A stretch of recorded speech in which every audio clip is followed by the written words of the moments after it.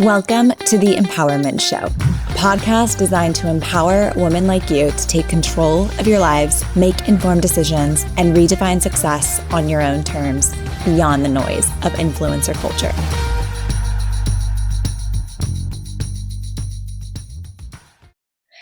All right. Welcome to the Empowerment Show, everyone. This week, we're talking dream trips, travel horror stories, and why your vacation might be impacted by international politics pretty soon.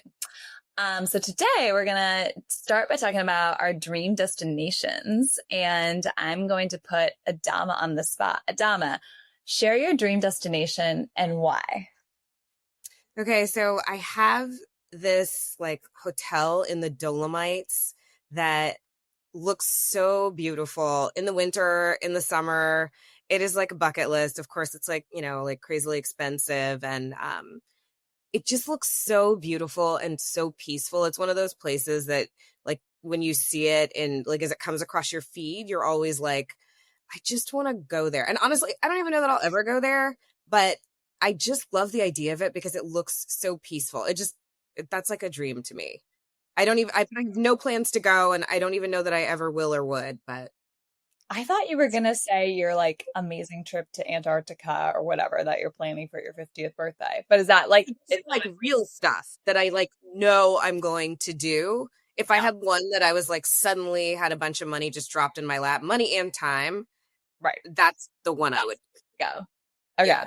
That's pretty amazing though. The trip that you were planning for your 50th is insane. I didn't even know you considered money and time when planning for trips, Adama. Truth. Okay. The Dolomites. I like it. All right. Sam, what about you? What's your dream destination? Mine totally depends on season and vibes and whatever. And I guess I also never think about time or money because it didn't occur to me to consider that either. But if you ask me today, because this has been a crazy week, honestly, we went to Morocco over New Year's. And I kind of came in halfway through the trip, which is sort of my way. Adama will be there for 2 weeks and I will be like, I'm here for 4 days. Let's jam everything in. Actually, so true. Right. She's like, I'm here for 3 weeks or we're here for a month or we've planned all these things. And I'm like, I've got 48 hours. What can we accomplish in Marrakesh? It is not a vacation, by the way. That's a trip. That's when you hit the ground running. Right. So things we're working on. We're working on it. Yeah, this has been the feedback from my loved ones. They're like, flying in and out of Mexico for 72 hours is not actually a vacation. We don't really feel like it is not. Actually, 72 hours is a vacation. I mean, to me. Unless if it's jam-packed, though, from the day you get there to when you leave, that's, I mean, look, it's not the vacation I would want to do. Let me be. So all of that said, when we were getting ready to leave, I had to go to a different airport and I got stuck in Casablanca. And I had to stay for 2 days by myself at the Four Seasons. And I couldn't go anywhere. And so it was just terrible, really. And so I just really would like to be at a Four Seasons by a beach somewhere not in this country for a few days, where everyone leaves me alone. So country optional, beach not optional, Four Seasons not optional, and then just silence. That's what I would like. Okay. I have suggestions. I love it. So I am a huge Mamma Mia fan. Love ABBA. Love know where this is going. Love Meryl Streep. So I've always wanted to go to Greece. Have never been. I would love to do Greece and Croatia, both of those combined in one trip at some point.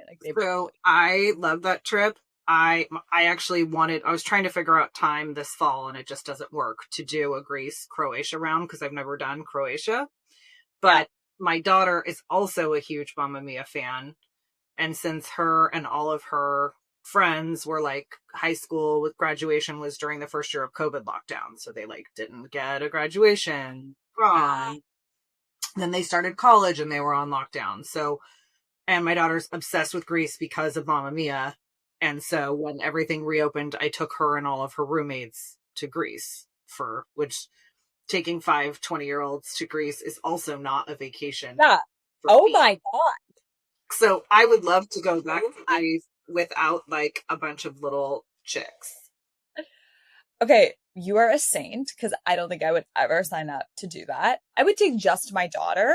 And yeah, and also to be clear, like my dream is to do it with my mom, because like I love the mom and the daughter relationship. And like she and I have we've actually never done a vacation just us together, which is crazy. But yeah, maybe when she turns 60 or something, which is happening soon. Anyway, so yeah, that's my dream destination. My husband doesn't need to come. I just want to go with my mom.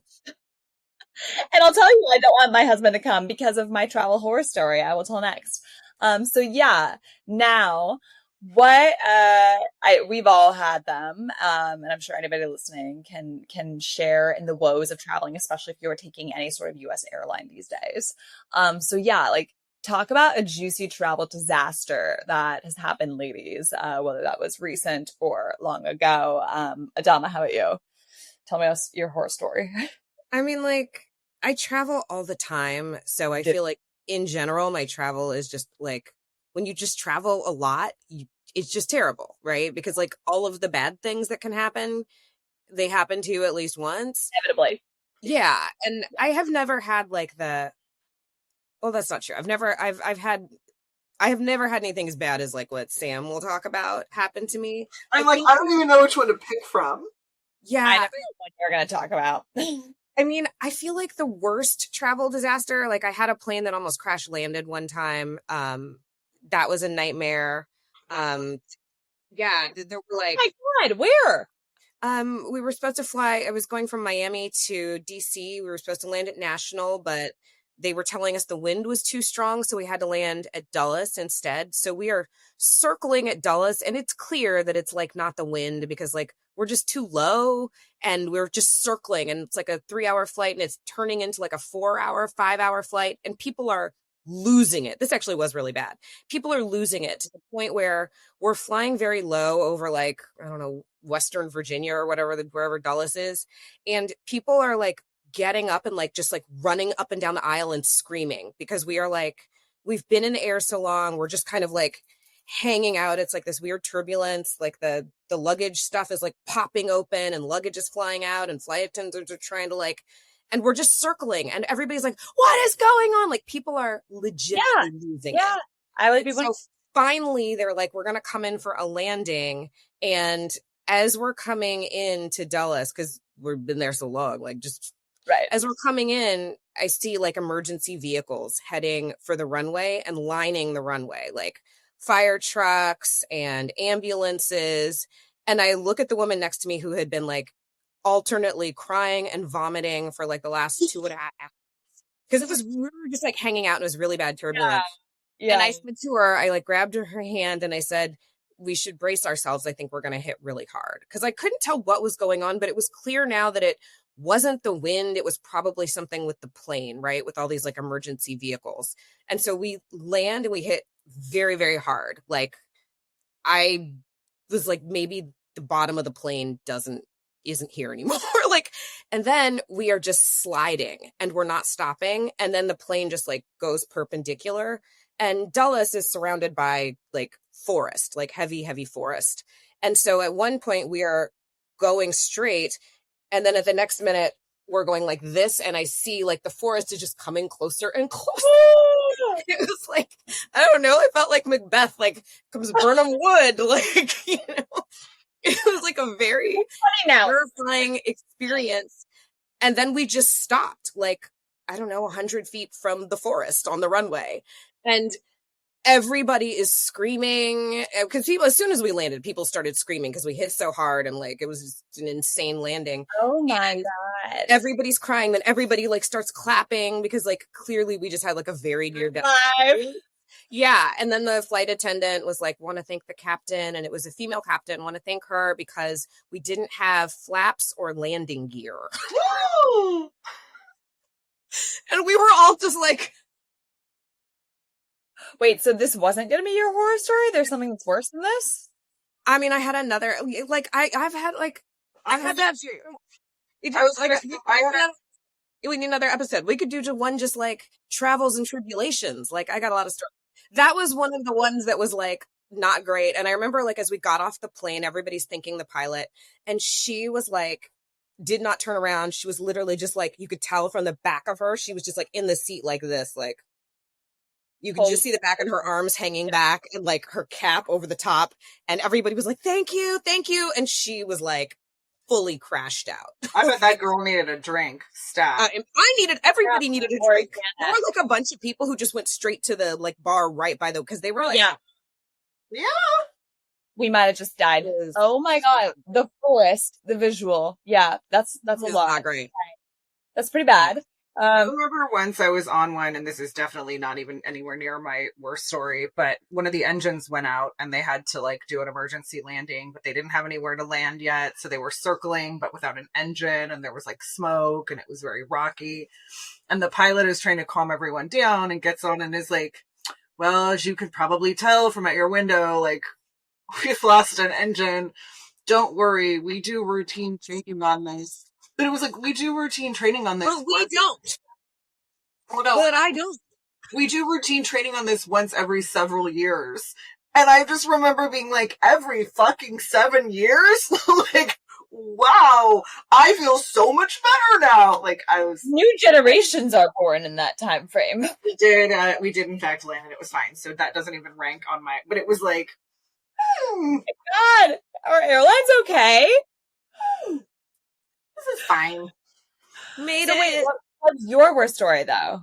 If it's not that, too. I'm like... No, that's hard. So here's the thing. Like, if a flight will be canceled, I'm on that flight.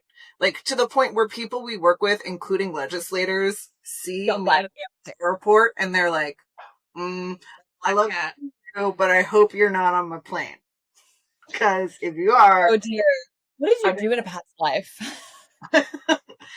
It's fine, whatever. And the reality is, as Adama knows, to like my detriment, I'm so easygoing about things that I'm just like, I am the dog in the fire. I'm like, this is fine. This is happening. This is okay. This is like, I will rent a car and drive 5 states over to like no longer be part of whatever that chaos is. I've like been stuck in West Virginia because of hurricanes. I like any vacation that I plan, I cut short because I know that I'm going to lose 2 days getting trapped in a foreign country.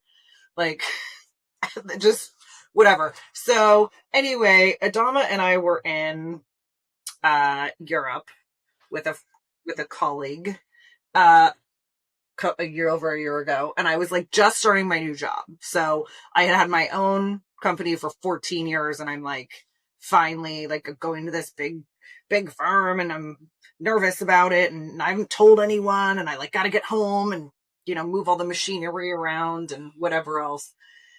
And on top of that, my daughter was graduating from college. So she and I had agreed that I was going to fly to LA and meet her there, and we would do like mom-daughter shopping, hair, things the week before her college graduation. And so we had sort of this whole series of things planned, including going to like one part of France. And so our colleague had the responsibility, or had taken on the responsibility of like planning one of the tour days, which was supposed to be on a specific day so I could go catch a flight and get home to spend time with my daughter, knowing that something was going to absolutely happen to my flight and I would probably be late. So in any case, our colleague disregarded any of that and booked the tour a day later. And so I had to change my flights because either like I'm going to drive all over France and not go, or I'm going to go home, whatever. So like, I'll take my chances. Like maybe I won't have bad flight luck this time. That is untrue. That is absolutely untrue. I got stuck in Charles de Gaulle for 3 days. And the person that I was with insisted that we try to get on every next available flight, which I have learned over time because I always Let's talk about lessons learned at the end of it. Tell the story and then let's talk about what you learned. So Okay, so anyway, the person I was with insisted, we have to get out, we have to get out, we have to get on every flight. So we'd get on a flight, we'd sit on it for 3 hours, then we'd get a message on the tarmac, like, there's a mechanical issue, get off the plane. And then we'd have to go back through customs and then go get our luggage again. They'd tell us to come back in a couple hours. So for 3 days, when we could have been in Paris, because we're just stuck there anyway, I'm already the world's worst mother, I'm already going to be stressed running in like a battering ram to my new job. Like, we could have just said, you know what, we will take the flight in 3 days and go to Paris. No, we didn't do that. We went through Charles de Gaulle so many times for so many flights over 3 days. I have 9 passport stamps from that trip in my passport from Charles de Gaulle. That is how many times we went back and forth. Far through the process too, if you're already getting a passport stamp. Yeah, because you have to go in and out. You have to in and out of customs, and you have to recollect your luggage every time. Yeah. And so we did that over and over and over ad nauseum for multiple days and then just stayed at the airport hotel. And by the time we would get out and we couldn't get home, we would go have like chicken McNuggets with curry sauce. I mean, it was the most abysmal time I've ever spent in Paris. That's for damn sure. It was just ridiculous. And it was a series of like lemony snickets. Like nothing worked. Every plane had a totally different, but completely ridiculous problem that probably would have killed you. It wasn't a weather issue. So anyway, when like all the Boeings were like the doors were blowing off, and like this was right after that. So like the door was, I don't know, we're missing a bolt on the door, and everyone on the plane is like, well, fuck, I guess we actually do want to get off this plane. Like, don't, or these lights are out. So they were being extra careful about letting planes fly with issues, but apparently they just also weren't doing any of the maintenance on the planes either. So they were like, hey, it'll take 3 days to get maintenance done on these planes. You can try another one tomorrow. And it was systematically one or another. And then to add insult to injury, United basically was like, we're not really interested in reimbursing you for anything at all. So they also fought everything and made it as impossible as possible to get compensation for anything at all. So on every level, that was the, like, it was awful. Although, you know what? I did just fly through Charles de Gaulle to meet Adama recently. And it was lovely. Okay. So no harm, no foul with Paris, but Charles de Gaulle, maybe so. Beef. Yeah. Biff. Boof. Man. Oh man. Okay. I don't know I think yours both taught mine. Because mine is actually not even about me, it's about my husband. But like I had to live through the horror too, due to his shenanigans. So anyway, when it affected you. I mean, it did. Trust me. So we were first dating, like 6 months into our relationship. We went to London together, and his grandfather had passed away that year. And his celebration of life, one of them, because the man had like millions of people in his life. One of them was in London, where his brother and sister-in-law and our nephews live, and where some other extended family are. And then a bunch of people from New Zealand, where they're all from, were flying in for this as well. So everybody's coming in. I'm meeting like the family. So it's a big deal. And yeah. And like they're all from all over the place. And so I'm like excited, nervous. I haven't flown with him, because he lived in Detroit and I lived in New York at the time. And so, which is also part of the issue. And so we had never like flown together, let alone like internationally. So I was like, let's see how this goes. Cause that's always a good test when you travel with a significant other. So he was going to meet me in New York on Friday for us to take our AM flight. And he was flying there from Detroit on Thursday. So, and he was taking like a Thursday morning flight. Like there was a full 24 hours between flights. So he leaves Detroit, or is trying to leave Detroit. There was some weather, nothing crazy. Like they were making it seem like tornadoes were happening. It like was this is an East Coast thing. Yeah. I swear to God, this is an East Coast thing. This never happened to me when I lived in California. Yeah. Exactly. So I was like, what? Because I was looking at the forecast and I was so confused. So they rerouted him to Chicago to then get another flight. You're telling me about this. Yeah. It was that flight. So they rerouted him to Chicago to take a flight from Chicago to New York, which, by the way, is like the opposite direction for anybody not familiar with the United States. So he lands in Chicago, and then he's like also trying to close a big deal with a client that day, and like was planning to be like in front of like his desk at my apartment in New York for that deal. But he's in the middle of O'Hare and he's working on a deal. And then he gets told that his flight from Chicago to New York has been canceled. Like, no, nothing. Just, we're done. So he's going to the customer service desk, like, so are there any other flights that are flying out of O'Hare to New York? Because I have a flight to London tomorrow. By the way, now at this point, it's like 4 p.m. And they attempted to get him on another flight that was leaving at like 6 or 8 or whatever. Ultimately, that flight never leaves. So it's now like nighttime and he needs to be on a plane the next morning. So now he's just got to get to London. Correct. So he rents a car and he drives back from Chicago to Detroit, which is about 4 hours, gets back into Detroit at like midnight. He managed to get a flight that routed him from Detroit through Toronto to London. And so, which had an 11-hour layover because that was literally the only option he could get last minute.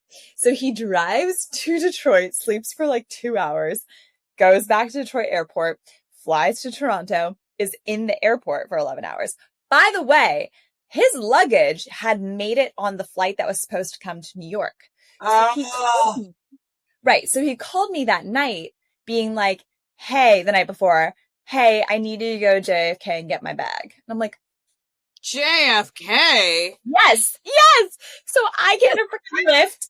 I take like $100 lift, right? You were like, okay, I guess. Like, you're just my guy. Mm-hmm. Yep, I guess so. So I go get his bag, and then I have like a $200 round trip. Yeah. Correct. So I have 2 huge suitcases with me, and I'm like, so I'm flying to London by myself tomorrow morning, and I'll just see you there. What time are you getting there? Luggage. Right. And I'm like, what time are you even arriving now? It was going to be the next day. So I show up. Right, because you had an 11-hour layover. Right. So I show up to London. I arrive like nighttime for them. And I just walk into like my brother and sister-in-law's house on the outside of London. And I have these 2 gigantic bags. And I'm like, and I think his brother had heard what happened, but nobody else in the family really knew because it kind of all happened really fast. And so everybody sees me walk in and they're like, nice to meet you. We've heard so much about you. Where's Nathan? And I'm like, well, he'll be here tomorrow morning. And they were so confused and it was hysterical. And Lyle proceeded to get me drunk on gin and tonics that night. And, I think we were up until basically when Nathan arrived. But it gets worse. So he then like 10 days later, because we were in London for a bit and he officiated a wedding and blah, blah, blah. And we were flying back. And because he didn't make his leg there on British Airways, they canceled his whole trip.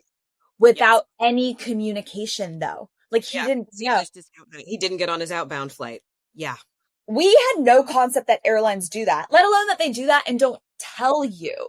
And so I'm checking in for my flight and he goes and checks in too, because they're supposed to now fly back together and nothing is there. And then we find out, oh yeah, they canceled it. So we then have to go through the whole hullabaloo of rebooking, paying for another flight, managed to get him on my flight. Fine. The next morning when we're leaving, we take an Uber to the airport and we get there and I look at him and I'm like, where's your backpack? Which had his work laptop, didn't have his passport, but had like his work laptop and everything he needed. My husband can't remember a damn thing. I love him to death, but it's awful. This is also me, so sorry about that. What is up with you Libras? Okay, I don't get it. You guys are too. It's totally is. We have a group of Libras that all do things together, and some of us just traveled together for the first time. And I looked at him. I looked at my master. I was like, we're fucked. We should never be left alone. Yes. So I'm never letting you come on the same trip with me and Nathan because, I looked at him and I was like, I'm gonna go. And I went in and I started checking in, and then he was like, I'm going to get an Uber and have it bring my laptop or my bag with my laptop to the airport. And I'm like, do you see that line? You are not going to make your flight because it was insane that day. And I was telling him, let's overnight ship it. I don't care how much it costs. I don't want to mess with it. But he had a big call the next day that he needed to be on. And I was like, I'm leaving your ass. I'm getting on that plane. Sure as shit, he missed it because the Uber ran out of gas. Wow. Yes. Oh, you weren't married yet at this point, right?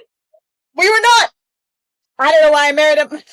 That's really Sam. So proceeded. Like, that is exactly what would happen to Sam. But that is exactly, he and I, we need to like do a comparison of like our horoscope charts or something, because like this is exactly what would happen to me. Like, I can't believe I lost it or someone stole it. Now I have to ship it and this has happened and all my things got canceled.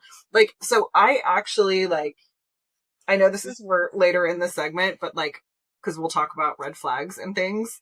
And I was talking to Lola, my chat GPT, and asking questions. And it was like all of these things. And I was like, but that's me. And like, it's not on purpose. Like, I didn't make my Uber run out of gas. Uh-huh.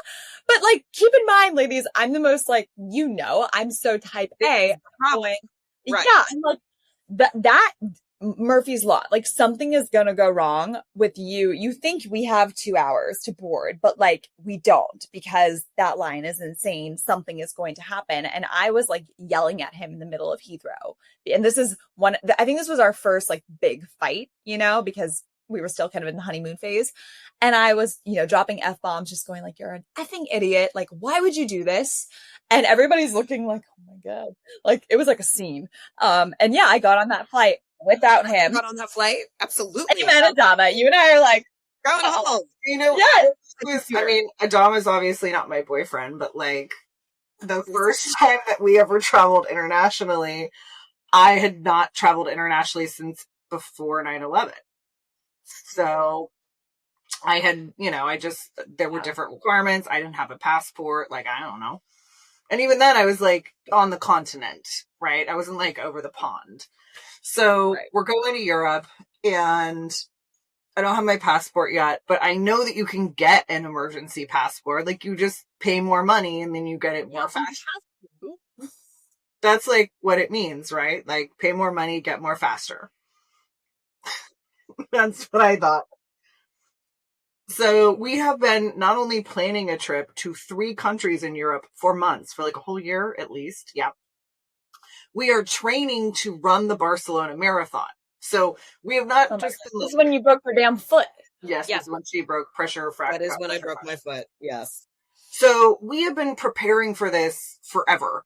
At the time, I'm like also going through my divorce and I had just launched my firm. And so there was a lot going on, but I was like, I'll get the passport later. I'll get it later.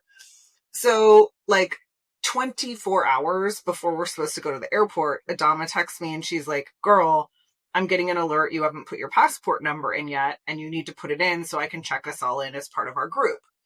And I was like, oh, I don't have it. And she's like, well, you and I are when we travel. We're like, she was like, can you just let me know when you get it, when you get home? Cause I need the number. Like, can you just give it to me tonight? I'm like, no, we're leaving in like 24 hours. So obviously you have a passport. Well, 2 things. One, I had the date in my mind as the date of us landing. So I thought I had 2 days, not 1 day, because I didn't account for time changes. But nonetheless, I also, in my mind, had thought that in my 1 spare day, I was going to get an emergency passport because more money is more better and emergency. Wait, why not? What happened to the original passport? You lost it? No, I never had one. You used to not need a passport to go to Canada or Mexico. Yeah. Got it. And I'd only been to Canada or Mexico. I don't remember. Good old days. Yeah, and then I was pregnant with Ashley during 9/11, so I had a young child and no money, so there was no like European vacay. So this was my first like, oh my God, I'm going to Europe with my girlfriends now that my daughter's old enough to leave with someone else kind of thing. So anyway, Adama was like, and I'm in a meeting in my office, like my brand new office that we have just unpacked. And I'm like, hey, I don't have it yet. And she's like, like, just lost her entire mind. Yeah, and I'm like, what do you mean? Like, what do you mean you don't have a passport? Like, what do you mean? Like, our flight tomorrow night.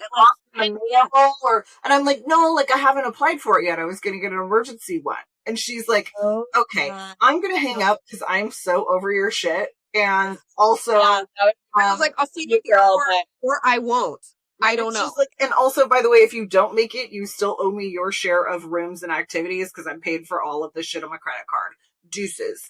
And so I hang up, and one of my colleagues is sitting there with me, and they look at me, and of course, work in politics. Yeah. And he's like, what is happening? And I'm like, well, I've been a little distracted, like divorce, work, whatever. And I'm running the Barcelona Marathon ostensibly in a couple days. And anyway, I don't have my passport and I haven't applied for it. And I think I have a flight in like 36 hours. And my colleague says, well, why don't you call Congresswoman Doris Matsui? Oh. And I was like, what? And he's like, citizenship is a federal issue, Samantha. And so the way I like grabbed my bag, picked up the phone, called the district office of Doris Matsui, and was like, hello, I need to get to Europe in the next 30 hours, and I do not have a passport, but I do have a plane ticket. And they were like, oh my God, like, are you okay? Did someone die? And I'm like, no, I've been training for months for the Barcelona Marathon, and I am just a whole ass fool. And you know what? My friend is like, my girls are like, throw me in the dumpster. Yeah, they're about to set me on fire and be done with it. So they're like, can you get in the car right now and go to San Francisco? And I'm like, yep. So I drove to San Francisco. I had like literally, I get to the door, they jump me in the line, they immediately take all my paperwork. They're like, go across the street and go get yourself some dim sum. I have a beer, I have dim sum. I walk back 2 hours later, I get my passport, I get in the car, and I drive home. And they were like, we're glad you're coming, but also we hate you. Like, so this is my thing with you people, you Libras, like my husband and you, like everything ultimately works out for you, but you like give us a heart attack in the process. Yeah.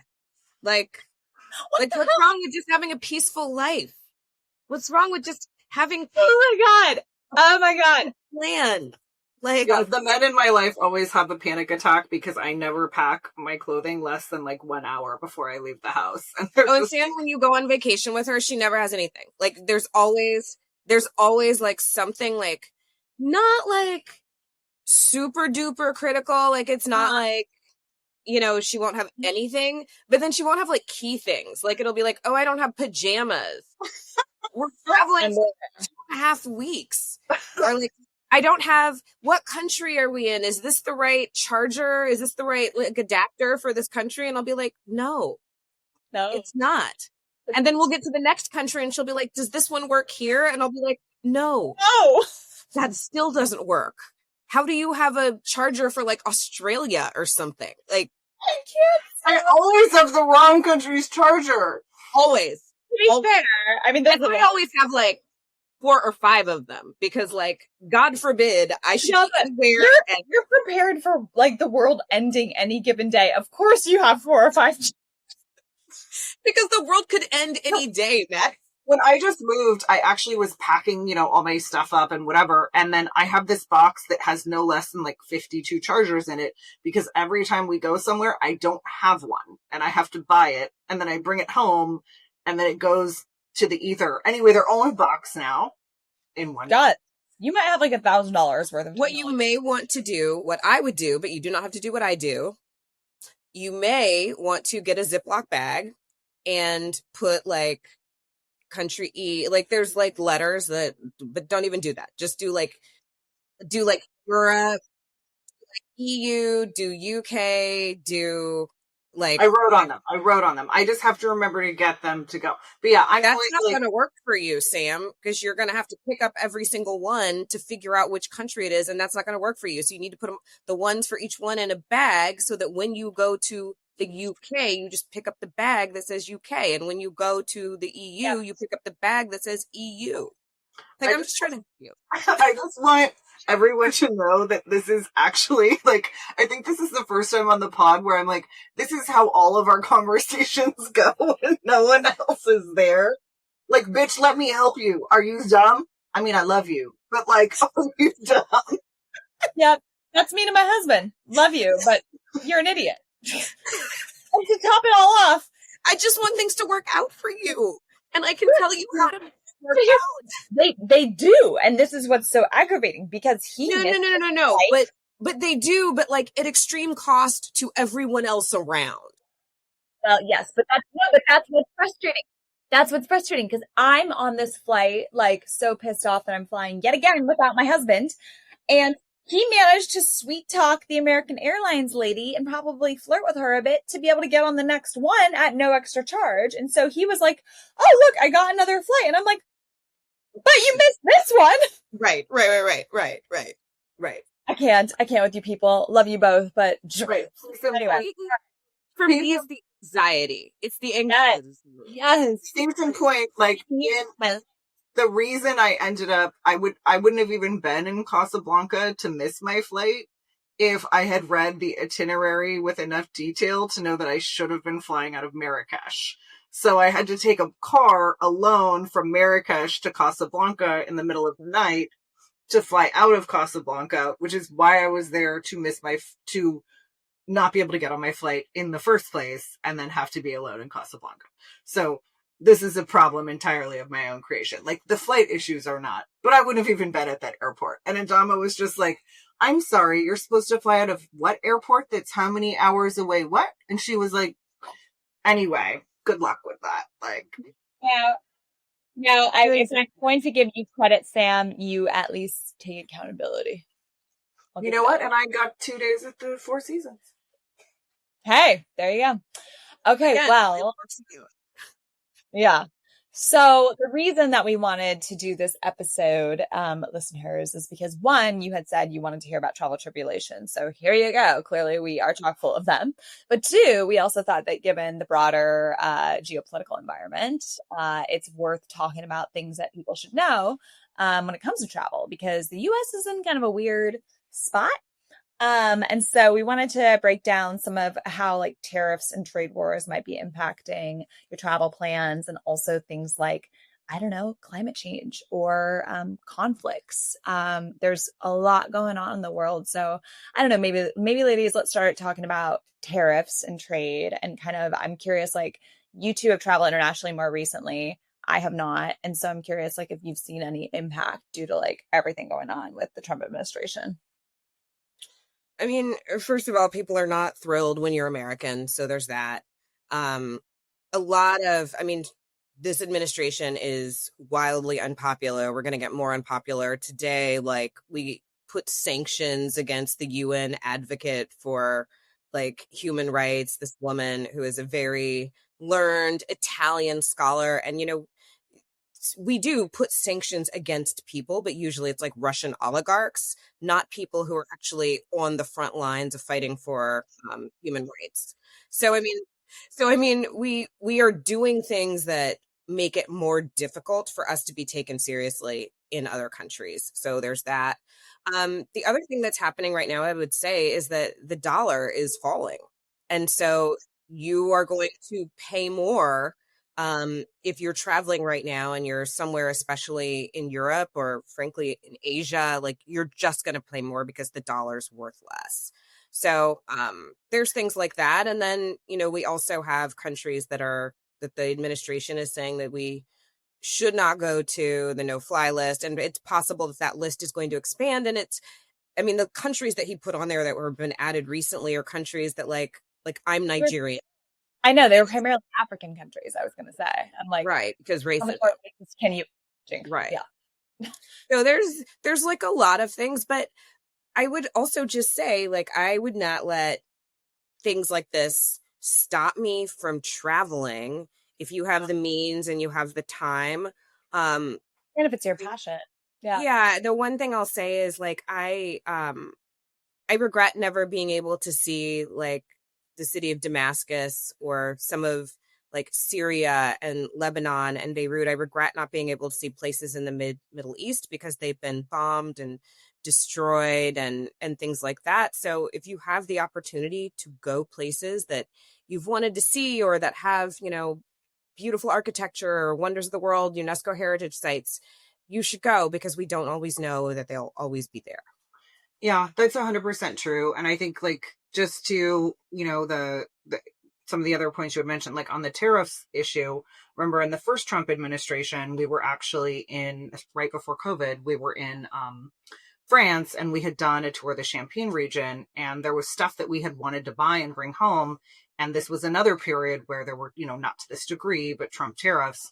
They basically said, we can't even sell that to you. Like the amount of tariff costs that would have to be applied to it would be so ridiculous. Like it would be foolish. We won't even sell to Americans. And so it gets to a point where like, why would we even do that? And that was then. This is now. It's significantly worse. I mean, there's been stuff that like we had the same thing in France this time in Bordeaux. They were like, don't bother. Like you should just try to find it at Italy or whatever, because yeah. And the same even like with clothing and other things, right? I mean, it's just like astronomical. So, I mean, the costs are extreme, not to mention there's a lot of people that just, even if the value matches up, they don't want to take the dollar. They do not want it.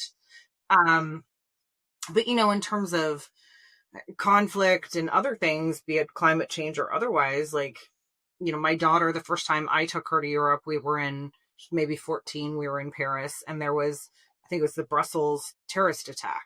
And so all of Europe, and in particular Paris, was very much on lockdown. So it went from like 2 days of being very jovial and lighthearted to everyone sort of thinking like, who's next, what's next, and armed guards everywhere that you went for many facilities closed. But even if you wanted to get into the Louvre, you're with a guy with a machine gun, had to be escorted to our plane by military with machine guns. And, my daughter was very quiet, but I will tell you, the second we landed back in the US, she threw up. I mean, and that was our first trip with her. And we've had any number of those, like, that maybe aren't political or military or an incident, but are like, we were supposed to go to Iceland last year and be in the Blue Lagoon getting massages in volcanic ash water or whatever.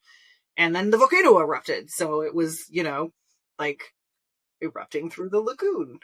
So you just, Sicily a couple weeks ago, Mount Etna erupted and was causing like horrendous amounts of damage. And so it does feel like these climate disasters and things like that are getting more and more frequent and more disruptive in ways that maybe we're not expecting. Do you ladies get travel insurance when you go abroad? I do not. You do not? Okay, Sam. I do, because I am the person who will lose or break myself or something else. So no, then no, so at least you do that. Yeah, no, I it's interesting because I was just reading that they're projecting that travel insurance is going to go up a lot due to climate change and potential impacts. And then also the tiers for political evacuation coverage for that are now being marketed to tourists who are in that stable region. Political evacuation. That's well, I will tell you, I mean, I hope I don't ever need that, but I definitely, when Ashley and I were supposed to be in Iceland and there was the volcano, I had travel insurance. And you know what? I'm not mad at it. It was relatively quick and easy to like shut things down, cancel it. We hadn't left on our flight yet. It was spring break, and we literally got the cash back and transferred it immediately over and had like a 2-day, later start. But we just went down to Mexico and laid on the beach. It was a different vibe, but it was like, and so we still haven't done Iceland. So that's on the bucket list. But you just never know. I mean, when we were in Greece, the day after we left, there was an enormous fire that was like, encroaching all over Athens. So, I think those are the type of things where you either need travel insurance or you need a plan, or, where are you going? What do you do? Do you know where the hospitals are? Do you know what the hospitals are like? And those kind of things like fires and stuff like that, especially in Greece, like a fire in Italy affects Greece, right? A fire in the south of France or in southern Italy or Sicily or Turkey, like all of a sudden you've got nothing but ash falling in Croatia and Greece. Yeah, it's crazy. We forget like how small other areas are close over there. Yeah. Yeah, I'll be very curious to see too. I mean, right now, like Canadian for travel into the US, Canadian travel bookings are down anywhere from like 50 to 70%. Oh, I believe it. I feel like with the tariffs, they have fully gone like, We list them off.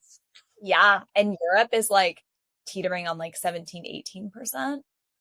And it's just wild. Like I'll be very curious to see because like the leisure travel industry is booming and it's a huge source of revenue in our country, obviously. But over time, with the knock-on effects of these tariffs and getting less and less tourism into the US, I'm like, it's not looking good, especially when I think about like luxury brands and experiences that a lot of these people coming from Asia and Europe are coming to experience or buy, right? I'm like, Hey, they're not coming here anymore like that. no. the one thing that we know also, like from COVID, is that, people think that these things ebb and flow. Like, yeah, it'll go away and no one will be around and then it'll come back. No, we know how many, like what were perceived as like institutions between venues and hotels and experiences and restaurants that just like couldn't get support during COVID. And then they were just done. They were like done and gone and they're never coming back because it's too long, a year, 2 years, 3 years of no support. It's too long. So I wonder how many of these brands are just going to do the economics and go, if we have 3 more years of uncertainty, even if they like right the ship, but Right. we don't know. And if they write it, does it stay righted? Right. Do you Right. pull out of the States? And so I think people underestimate how easy it is to erode that trust and how hard it is to get it back. Because why am I? We still don't have all the flights that we had pre-pandemic. Like we Yeah. don't all the flights to all the destinations. And the thing I think that's really hard about that is that there's a lot of smaller regional airports that really rely on travelers and rely on people who are like using points and rely on all of that. And anytime any of that starts ratcheting down, it's the smaller markets that fill it first because people will always come to New York, right? Like for whatever reason, business travel, right? People are always going to come through New York. Everything else you got to fly through. It's a port of entry. But that's not the same thing for like Little Rock, Arkansas or Mobile, Alabama, or you know what I mean? Like some of these smaller regional spots that really do like places around like national parks, they really do rely on these bigger cities, the revenue from those flights, keeping the smaller regional flights going. So it's all a knock-on effect. The other thing that I don't think people have really fully appreciated is actually in terms of immigration enforcement, how much this is messing up people who hold a visa of any kind in the US. Because I've heard so many horror stories about people who've been here for years and might even have a green card. But when they've either like left or come back to the US, more often come back, they're getting like stopped at the airport. In fact, like our immigration attorney who we had on a previous episode, Martha, she called Nathan and me a couple months ago and asked if we had any international travel coming up. And this is why we haven't traveled internationally and we won't for another 11 months or so, because she recommended we wait until he's held his green card for 2 years and can be a permanent resident. Because right now he's kind of in that like gray area. It's almost like a probation period in your first 2 years of holding a green card. And she was like, I have clients like you who got married, did it all by the book. The husband's French, she's American, but they got stopped at the airport and they were detained and like interrogated for hours about the legitimacy of their marriage. And Martha had to go like to the airport and defend them and be like, I did this case. It's legit. But what I do know though is that that couple, I believe the husband is Muslim and their last name is not Davenport. And so she's like, I'm not as worried about you two because we're an Anglo-Saxon couple and yeah, our last name. But I'm still like, okay, I don't want to mess with it. And I don't want them to be questioning our marriage and for us to be told we can't come back into the United States. Like, I have a friend who was saying she might be coming here for work. And I was like, if you don't have to, I would not come here right now. She would just be coming like for a couple of days. And I was like, I would not come here because there's too many stories right now of people coming from other countries who are coming for work or coming for tourism or whatever, and they are getting stopped, they're getting detained, they're being questioned over their social media, they're being questioned over all this nonsense. And I'm just like, don't come right now. Yeah, just don't mess with it. It's not worth it. I do The not think social media deal is wild to me. it's Like, ridiculous. yeah. I'm like, I mean, if anybody in ICE ever wanted to listen to any of my podcast episodes, they probably wouldn't let me back in.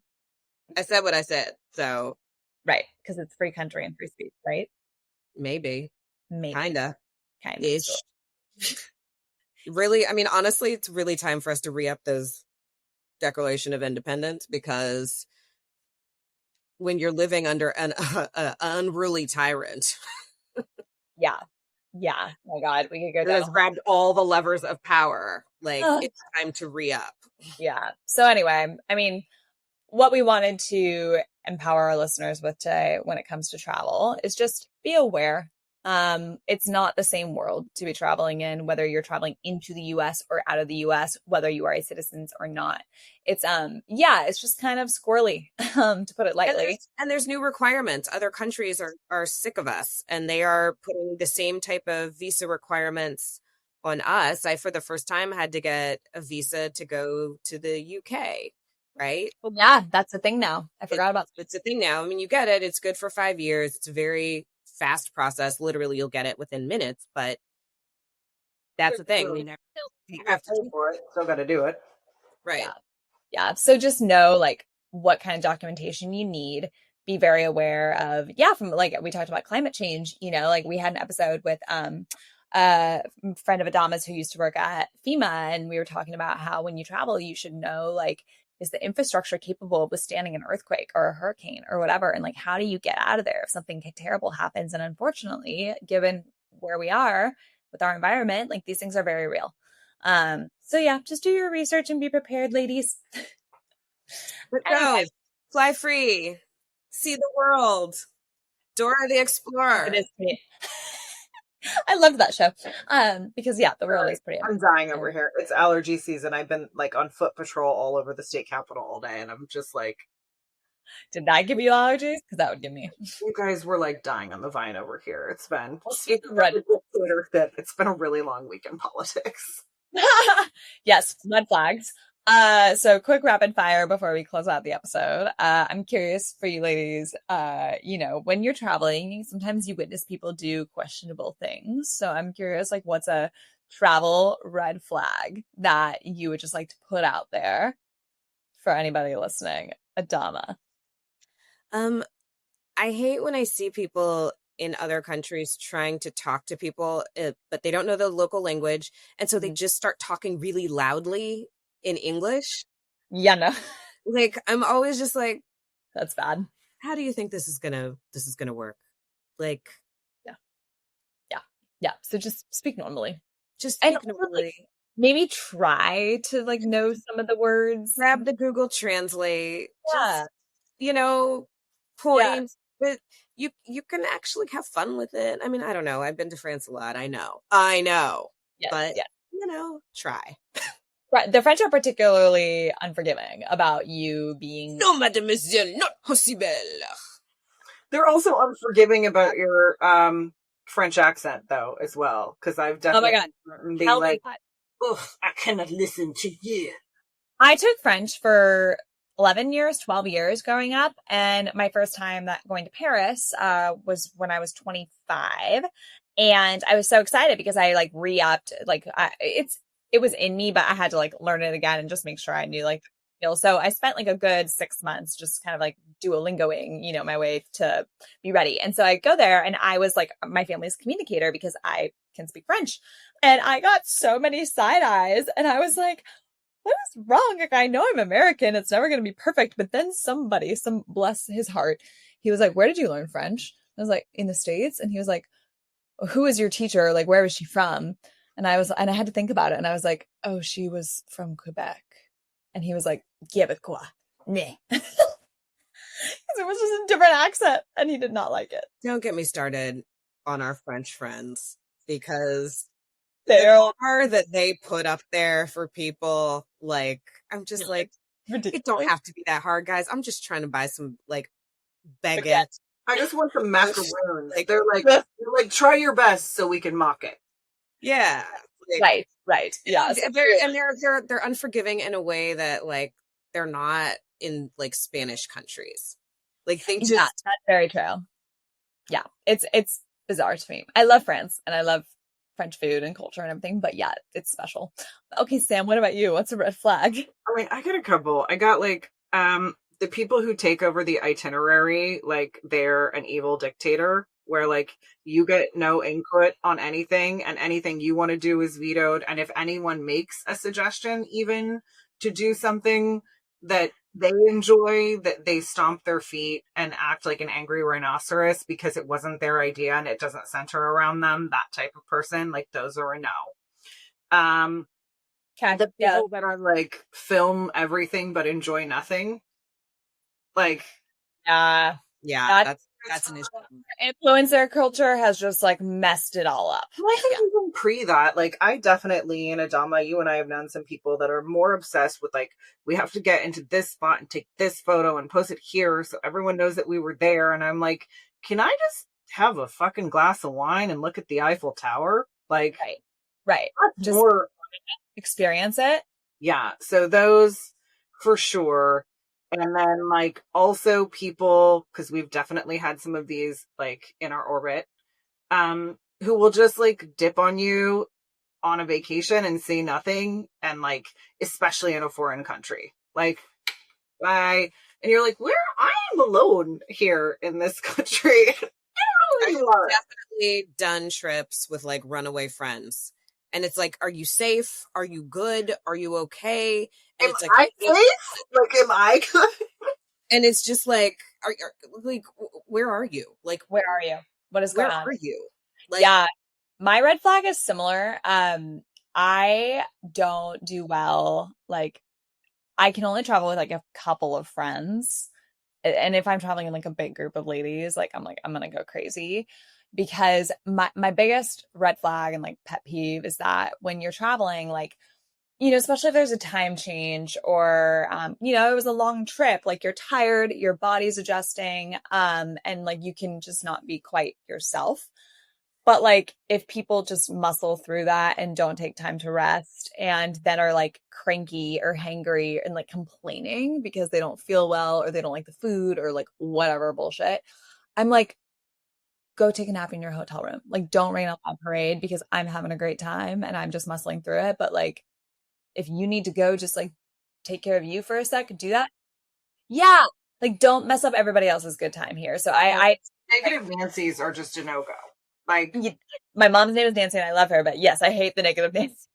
But I also think like the big group trips, that's like something you do as you're younger. As you get older, you get more picky. You get more discerning. So. Everybody can't always do the same trips. Like, some of that starts to solve for itself. It really does. Right. Like until you get to the point where you're just like, these are like the 5-6 people that I can actually travel with. Yeah. I very rarely travel with 6 people at one time. Okay. And I can't have a packed itinerary. I don't like to do anything before 11 a.m. Amen. Amen. Same. Yeah, and I think it's like that one meme that always floats around that I love. That's like, my ex can't find me because he can't afford to travel where I can. Huh? That's awesome. Goals. And sometimes you like lose people from the squad because they're not everybody can travel, man. Like, I don't travel with, and that's okay. Everybody can travel. Like, Sam can be like a little chaotic. But like, I could travel with her. Like, it's not like we can't travel together. I'm there are some people like chaotic, but like, I can't. Once we're in it, we're in it. Yeah.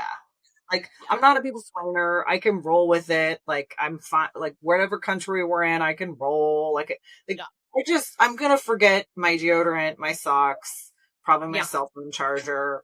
I might lose my. I would much prefer to travel with somebody like that versus somebody who's just like making the trip miserable. Like, we can manage that in terms of you forgetting stuff. If you're just like bringing bad vibes, everyone has their own agenda, right? Like, there's an itinerary, but like, and you put no input, no work, no effort, no planning, And now you want to have like a big say over where we go and what we do. Like, where have you been? Yeah. Although on the flip side of that, because like I've been in these shoes many times with friends over the years, is like, if people know that you're a good planner, it all just ends Oh, yes. too. But then if complaining about anything on the trip, I'm like, bitch, why didn't you help? So it goes both ways, you know? It definitely does. It definitely does. Yeah. So anyway, all right, listeners, there you have it. There's our travel tips and tribulations. We will be back next week. If you haven't subscribed yet, so you don't miss our next episode, do so now. But yeah, hope you have safe and fun trips this summer. And thanks for tuning in.